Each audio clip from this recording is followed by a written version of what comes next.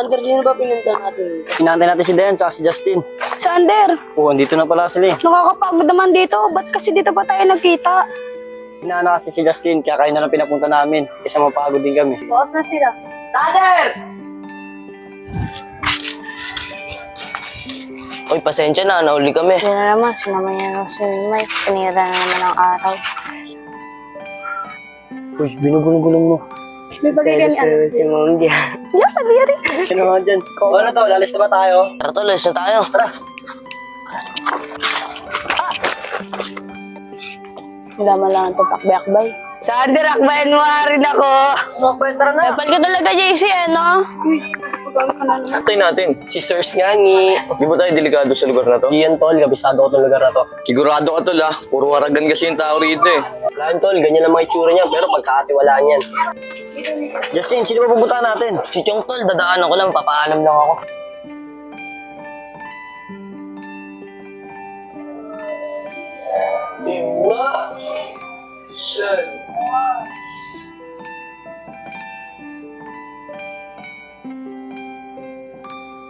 Tol, si Digma nga! Sabi sa'yo.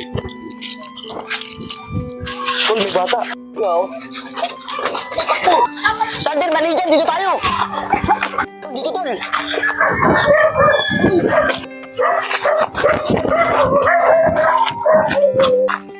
Sander, muna tayo. Sige muna tayo. Sino ba mahabol sa atin? Ba't ba tayo tumatakbo? Tol, yung totoo niyan. Yung mahabol sa atin, yung pumatay sa kapatid mo. Sila na nga may kasalanan, tayo pa tumatakbo. Tol, baka inisip nila buhay pa si Digma, kaya tayo nahabol. Kung sabihin, pinagkamala nila ako si Digma. Oo, Justin, ganun na nga. Kaya delikado buhay mo dito. Ba't pa tayo nandito? Langanin yung buhay mo. Tara, uwi na tayo.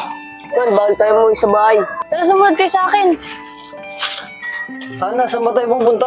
Sander, mas mabuti pa ito nang may nila kami provision na Justin. Oo, Ana, tama rin yun. O Diana, ikaw na bahala magsabi kay Ate Tricia kung anong nangyari dito. Mao na lang sila sa may sakayan ng bus. Sige, pero paano si Mimay tsaka si JC? Sama na lang ako sa kanila ba kung ano pa mangyari kay Justin. Baka maging pabigil ka ng Mimay eh. Naman siguro. Paano pag may nangyari sa kanya masama? Nakita na siya ng tao. Ana, tama rin yung sinabi niya. Mas mabuti na isama mo si Mimay at si JC. Sige, kayo bahala. Be, mag-ingat kayo ha! Sige ba, mag-iingat ka rin. Sino kaya yung mga kupal na yun? Tol, mukhang nakalayo na yun. Ano, sabi sa'yo, buhay pa si Digma eh. Uy, ano umabol sa amin?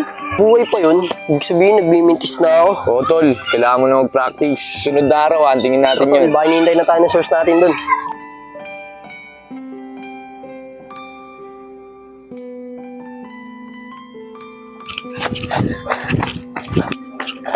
Ate Trish! Ate Trish!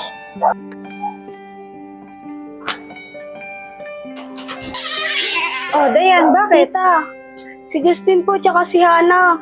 Oh, bakit? Ano ba nangyari? Basta dyan ko na lang po sasabihin sa loob. Bakit? Ano ba nangyari, Dayan? Bakit ba natataranta ka? Tita, kasi po, Ano? dyan na lang po sa loob. O sige na, pumasok ka na. Ano ba nangyari? Kasi po, tita, yung dati pong bawi ni Digma, Oh, ano? nakita po si Justin, pinagkamalan pong si Digma. Ano? Kamusta yung mga anak ko? O, asan sila? Hindi ko po alam eh, pero sinamahan po naman sila ni Sander. Sana naman wala naman mangyari sa mga anak ko. Sino ba yung tao na yun? Hindi ko po alam, tita eh, pero alam ko, ayun po yung humahanting kay Digma. Ano ba yan? Mapagkakamalampan si Justin si Digma. Mga po, tita, ang iniisip ko po, baka po madamay kayo once na matuntun tong bahay na to. Ibig sabihin, kailangan ko rin palang umalis sa bahay na to. Opo, tita, baka po kasi madamay kayo. Kailangan ko muna makausap si Hana. So, tita, sagutin mo na. Diyos ko. Saan na kaya yung mga anak ko?